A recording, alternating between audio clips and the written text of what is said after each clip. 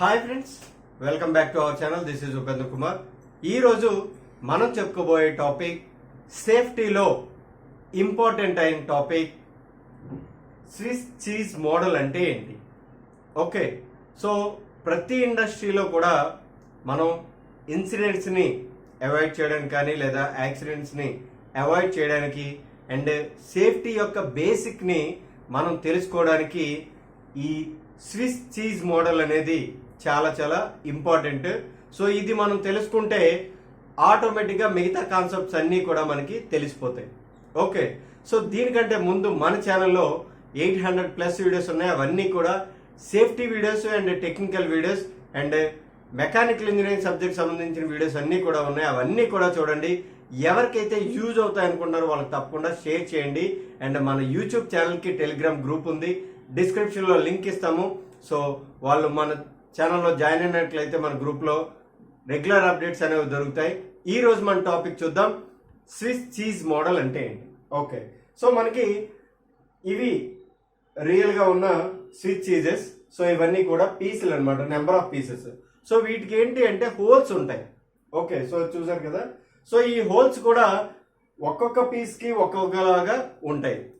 Okay, so ఇప్పుడు మరి ఈ సేఫ్టీకి దీనికి రిలేషన్ ఏంటి అంటే, ఏదైనా ఒక ఇన్సిడెంట్ కానీ లేకపోతే ఒక హామ్ కానీ జరిగే ముందు కొన్ని బ్యారియర్స్ దాటుకొని వస్తుంది. అంటే సపోజ్ మనకి ఇక్కడ ఆ హార్మ్ యొక్క ఆరిజిన్ ఉంది. ఓకే, సో అక్కడి నుంచి ఇదొక బ్యారియర్, ఇదొక బ్యారియర్, ఇదొక బ్యారియర్, అంటే అవన్నీ కూడా వాటిని అడ్డుకుంటాయి. ఓకే, సో అవన్నీ అడ్డుకోవడానికి పెట్టిన ఒక బ్యారియర్స్, వాటన్నిటిని కూడా చూసారు కదా. ఇక్కడ ఒక హోల్ మ్యాచ్ అయింది, ఇక్కడ ఒక హోల్ మ్యాచ్ అయింది, ఇక్కడ ఒక హోల్ మ్యాచ్ అయింది, ఇక్కడ ఒక హోల్ మ్యాచ్ అయింది. అంటే ఆ హోల్స్ అన్నీ కూడా కోఇన్సిడెన్స్ అయ్యాయి. దేనివల్ల? ఈ బ్యారియర్స్ ఫెయిల్ అవ్వడం వల్ల. ఓకే, సో అల్టిమేట్గా ఇక్కడ ఏమైంది, ఒక యాక్సిడెంట్ అనేది జరిగింది. అంటే మనం దీని ద్వారా ఏం తెలుసుకోగలగము అంటే, Swiss cheese model to identify safety gaps. So మనం మెయిన్గా ఈ స్విస్ చీజ్ మోడల్స్ అనేవి ఎందుకు వాడతాము అంటే, ఆ సిస్టంలో ఉన్న సేఫ్టీ గ్యాప్స్ని ఐడెంటిఫై చేయడానికి, మేబీ ఇట్ షుడ్ అంటే వాటిని అటెండ్ చేయడానికి. There is a chance that this model could drastically reduce workplace accidents and help keep contractors and operators safe. So ఒక్కొక్కసారి ఇది ఏం చేస్తుంది అంటే, ఈ మోడల్ ఆ ఇండస్ట్రీలో ఉన్న అన్సేఫ్, ఆ వర్క్ ప్లేస్లో ఉన్న అన్సేఫ్ కండిషన్స్ని కానీ లేకపోతే యాక్సిడెంట్స్ని కానీ వాటన్నిటినీ కూడా డ్రాస్టిక్గా రెడ్యూస్ చేస్తుంది. అండ్ అక్కడ ఎవరైతే వర్క్ చేస్తున్నారో ఆపరేటర్ కానీ లేకపోతే ఆ వర్క్ మ్యాన్ కానీ వాళ్ళందరినీ సేఫ్గా ఉంచుతుంది. ఓకే, సో ఇది మనకి బేసిక్. ఇప్పుడు మనం ఇన్ డీటెయిల్గా వెళ్దాం. ఓకే, సో మనం ఇందాక చెప్పుకున్నాం కదా, ఇదొక బ్యారియర్, ఇదొక బ్యారియర్, ఇదొక బ్యారియర్, ఇదొక బ్యారియర్. సపోజ్ ఆ హార్మ్ ఇక్కడ స్టార్ట్ అయింది.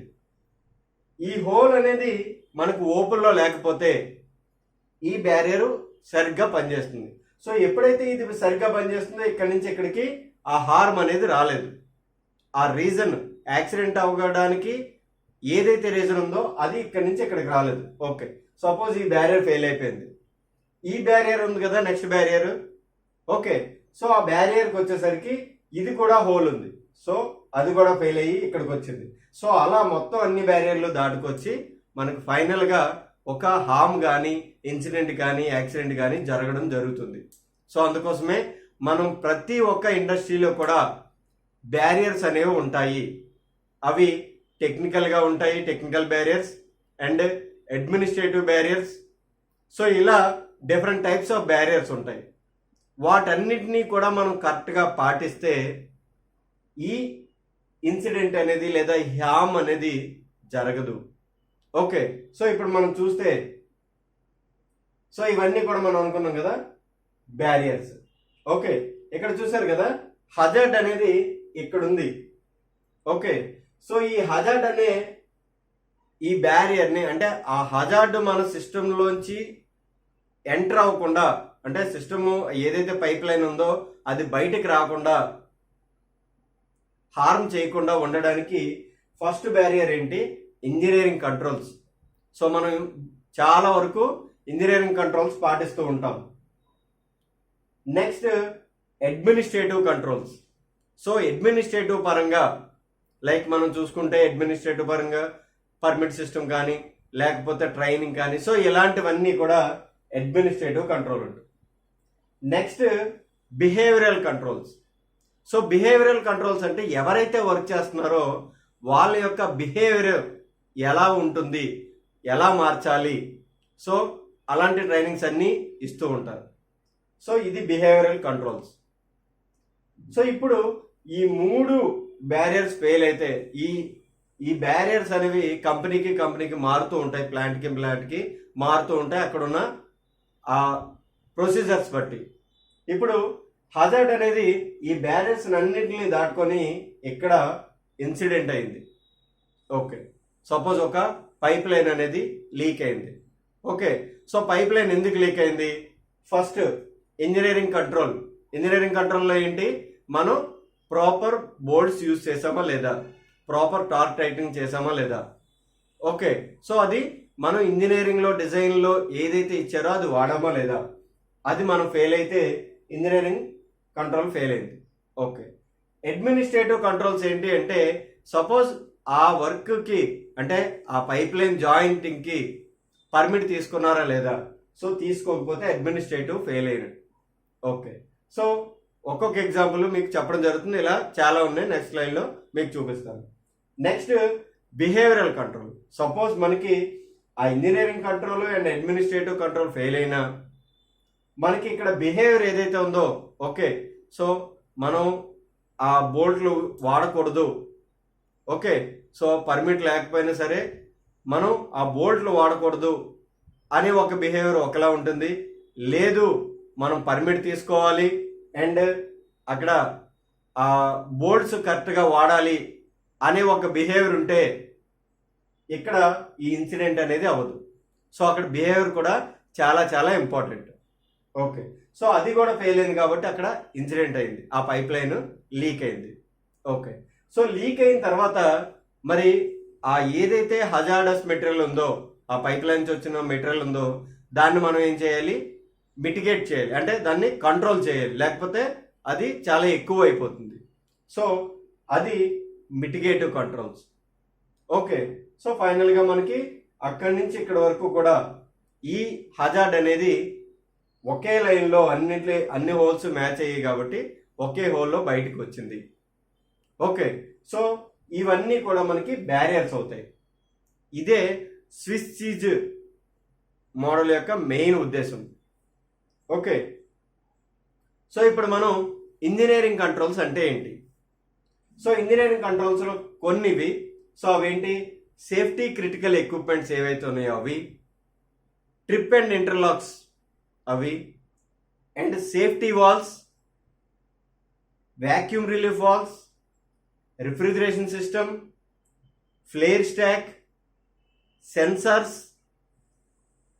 Construction of a tanks as per codes.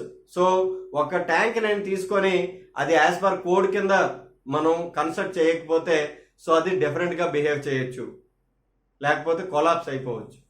So as per కోడ్స్తో వాళ్ళు చేస్తున్నారా లేదా. నెక్స్ట్ చేంజెస్ లేదా modification through proper way. So ఏదైనా ఒక చేంజెస్ చేసినప్పుడు దాన్ని ప్రాపర్ వేలో మనం తీసుకెళ్తున్నామా లేదా, సో అది. అండ్ ఇక్కడ మనకి సేఫ్టీ క్రిటికల్ ఎక్విప్మెంట్స్ ఏవైతే ఉన్నాయో వాటిని ఐడెంటిఫై చేయాలి. అండ్ ఆ ప్రాపర్ మొత్తం ఆ సిస్టానికి ట్రిప్స్ ఇంటర్లాక్స్ కరెక్ట్గా ఉన్నాయా లేదా. అండ్ సేఫ్టీ వాల్స్ అంటే దానిలో ఏవైనా ప్రెజర్ ఎక్కువ అయిపోతే అది కరెక్ట్గా పాపప్ అవుతుందా లేదా. And vacuum relief valve, vacuum ఏవైనా ట్యాంక్కి క్రియేట్ అయితే సో ఆ వాల్వ్ ఓపెన్ అవుతుందా లేదా. అండ్ రిఫ్రిజిరేషన్ సిస్టమ్, ఏదైనా రిఫ్రిజిరేషన్ సిస్టమ్ కరెక్ట్గా ఉండాలి, లేకపోతే సో ఆ ట్యాంక్లో ప్రెజర్లు అనేవి బిల్డప్ అవుతాయి, సో అది కరెక్ట్గా ఉందా లేదా. సో ఇవన్నీ కూడా ఇంజనీరింగ్ కంట్రోల్స్. ఇందులో ఏ ఒక్కటి ఫెయిల్ అయినా సరే ఆ పర్టికులర్ ఎక్విప్మెంట్ అనేది మనకి హజార్డ్ని రిలీజ్ చేస్తుంది బయటికి. ఇవి ఇంజనీరింగ్ కంట్రోల్స్. సో ఇవి పక్కాగా ఇంటాక్ట్గా ఉండాలి. Next administrative controls. So administrative control అంటే స్టాండర్డ్ ఆపరేటింగ్ ప్రొసీజర్, ఎస్ఓపిస్ అంటారు. సో ఇవి చాలా చాలా ఇంపార్టెంట్. ఒక ఎక్విప్మెంట్ నేను ఆన్ చేస్తున్నాను అంటే ఎస్ఓపి గ్యారంటీగా ఉండాలి, స్టాండర్డ్ ఆపరేటింగ్ ప్రొసీజర్స్. ఒక పంప్ నేను ఆన్ చేస్తున్నాను, ఒక పంప్ నేను ఆఫ్ చేస్తున్నాను, ఒక పంప్ నుంచి ట్రాన్స్ఫర్ ఇంకొక దగ్గరికి ఇస్తున్నాను. సో స్టాండర్డ్ ఆపరేటింగ్ ప్రొసీజర్స్ అనేవి ఉండాలి. నెక్స్ట్ ఆపరేషనల్ కంట్రోల్ ప్రొసీజర్స్, దాన్నే మనం ఓసిపి అంటాం. సో ఇది కూడా ఆ ఆపరేషన్ పరంగా మనం ఏ స్టాండర్డ్ మెయింటైన్ చేయాలి, ఎలా ఉండాలి, ఆ ప్రొసీజర్ ఏంటి. నెక్స్ట్ వర్క్ ఇన్స్ట్రక్షన్స్, దాన్ని మనం డబ్ల్యూఐ అంటాం. సో ఒక వర్క్ మనం అలాట్ చేసినప్పుడు ఎలా ఫాలో అవ్వాలి, ఏమేమి రిస్క్ ఉంటాయి. Next safe work practices. So దీన్ని మనం పర్మిట్ సిస్టమ్స్ అంటున్నాం. సో ఏ టైప్ ఆఫ్ వర్క్కి ఏ టైప్ ఆఫ్ పర్మిట్ తీసుకోవాలి. సో ఇలాంటివన్నీ కూడా ఎస్డబ్ల్యూపి వస్తుంది. Next contract control. సో మనం జాబ్స్ అన్నీ కూడా చాలా మంది కొందరు కాంట్రాక్టులు చేస్తూ ఉంటారు. సో వాళ్ళని ఎలా మనం సేఫ్గా వర్క్ చేయించాలి అనేది కాంట్రాక్ట్ కంట్రోల్. సో ఇది కూడా అడ్మినిస్ట్రేటివ్ కంట్రోల్లోకి వస్తుంది. Next training. So proper training ఇస్తే ఎవరైనా సరే మిస్టేక్ చేయకుండా ఉంటారు. ఓకే, కొందరు ట్రైనింగ్ ఇస్తే చేస్తారు, కొందరు ట్రైనింగ్ బూస్టప్ ఉంటుంది. సో అలా ప్రతి ఒక్కరికి కూడా ఆ ఆస్పెక్ట్ మీద ట్రైనింగ్ అనేది ఇస్తారు. And supervision. సో వీళ్ళందరూ కూడా కరెక్ట్గా చేస్తున్నారా లేదా అనేది ఒక సూపర్విజన్ కూడా అడ్మినిస్ట్రేటివ్ కంట్రోల్లో ఒక భాగం. ఓకే, నెక్స్ట్ ఈ మెయిన్గా మనం చూసింది అసలు ఈ స్విచ్ సీజ్ మోడల్ అంటే ఏంటి, ఓకే, నెంబర్ ఆఫ్ బ్యారియర్స్ ఏవైతే ఉన్నాయో అవేంటి. సో అసలు ఒక ఇన్సిడెంట్, ఒక హజార్డ్ స్టార్టింగ్ స్టేజ్ నుంచి ఎండింగ్ స్టేజ్ వరకు ఎలా ఆ హోల్స్ అన్నీ మ్యాచ్ అవుతున్నాయి ఆ స్విచ్ సీజ్లో. ఓకే, అనీవెన్గా హోల్స్ ఉన్నా సరే లీనియర్గా అవన్నీ మ్యాచ్ అవుతున్నాయి, అప్పుడు మాత్రమే ఇన్సిడెంట్ అవుతుంది. ఎందుకు మ్యాచ్ అవుతున్నాయి, ఆ ఒక్కొక్క బ్యారియర్ ఫెయిల్ అయింది. సో అందువల్ల మనకి అవన్నీ కూడా మ్యాచ్ అయ్యి అక్కడ ఇన్సిడెంట్ అనేది అవ్వడం జరుగుతుంది. సో ఇది మనం గుర్తుంచుకుంటే, సో ఏ బ్యారియర్కి అంటే ఇంజనీరింగ్ బ్యారియర్స్ కంట్రోల్స్ సో కరెక్ట్గా ఇంటాక్ట్గా ఉంచుకోవాలి. అడ్మినిస్ట్రేటివ్ బ్యారియర్స్ ఏవైతే ఉన్నాయో వాటిని ఇంటాక్ట్గా ఉంచుకోవాలి. And behavioural controls barriers, so ఇది కూడా చాలా చాలా ఇంపార్టెంట్ ఇండస్ట్రీస్లో.